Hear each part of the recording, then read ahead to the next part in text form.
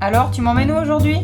Eh bien aujourd'hui, je t'emmène à Troyes, au cœur de la Champagne. Promis, ça vaut le détour, c'est vieux, ça penche, et ça a survécu à des trucs pas possibles. Oui, donc c'est un peu comme toi finalement. Pardon ? Non, rien. Continue. Bref, donc je disais, ici, les ruelles étroites, les maisons à pans de bois, les toits penchés, tout ça, ça raconte des siècles d'histoire, parfois glorieuses et parfois carrément mouvementées. Waouh, c'est magnifique. Mais toutes ces maisons penchées là, elles tiennent vraiment debout ? Et ouais, c'est fou, hein. Pourtant, toutes ces maisons qui penchent dans tous les sens, elles bougent pas d'un poil. Elles ont traversé les siècles, les tempêtes et même un incendie en 1524 qui a cramé une bonne partie de la ville. Donc Troyes, c'est un peu le Lego géant du Moyen-Âge finalement. Ouais, un Lego du Moyen-Âge, ouais, j'aime bien l'idée. Mais bon, un Lego sans notice surtout, hein. Et clairement sans niveau à bulles. Mais c'est ce qui fait le style, rien n'est droit, tout est vivant.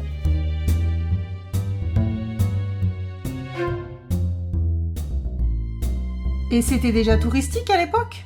Genre, hey, venez visiter nos maisons bancales ! Non, pas trop. Les gens venaient pas pour faire des selfies devant les poutres, hein. Au Moyen-Âge, on venait surtout ici pour les foires de Champagne. C'était un énorme marché international. Il y avait des marchands de partout, d'Italie, d'Espagne, de Flandre. Ça vendait de la soie, des épices, et surtout, ça racontait beaucoup d'histoires. Troyes, c'était une vraie plaque tournante du commerce, en fait. Et forcément, quand t'as autant de monde, d'argent et de secrets qui circulent, t'as aussi des types un peu spéciaux qui traînent dans le coin. Et dans le genre spécial, difficile de faire plus emblématique que les Templiers. Eux aussi ont laissé pas mal de traces un peu partout dans la ville. Quoi ? Des Templiers ? Mais genre, les vrais ? Comme dans les films avec des trésors cachés et des passages secrets ? Ouais, ceux-là. Et c'est d'ailleurs bien ici qu'ils ont rédigé leurs fameuses règles au début du XIIe siècle. 12e siècle ? Ah ouais, ça date pas d'hier. Et depuis, leurs symboles traînent encore un peu partout, dans la pierre, cachés sur des façades, dans les églises, et même sous nos pieds. Je note.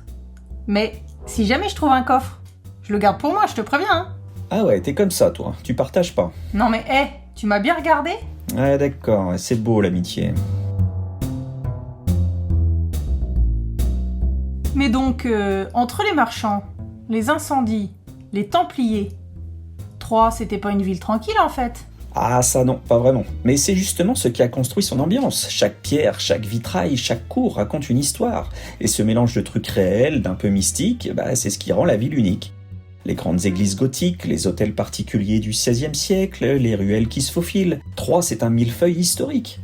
Tu marches sur des siècles empilés les uns sur les autres. Et plus tu regardes, plus tu découvres des détails, des sculptures, des symboles chelous, des noms de rues qui ont des histoires surprenantes. Ok.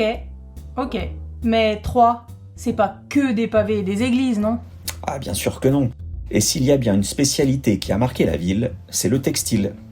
Pendant des décennies, Troyes a été la capitale française de la maille. Les bas, les chaussettes, t-shirts, sous-vêtements, tout se tricotait ici, t'imagines ? T'essayes de me dire que Troyes tricotait toute la France ? Même mes chaussettes trouées ?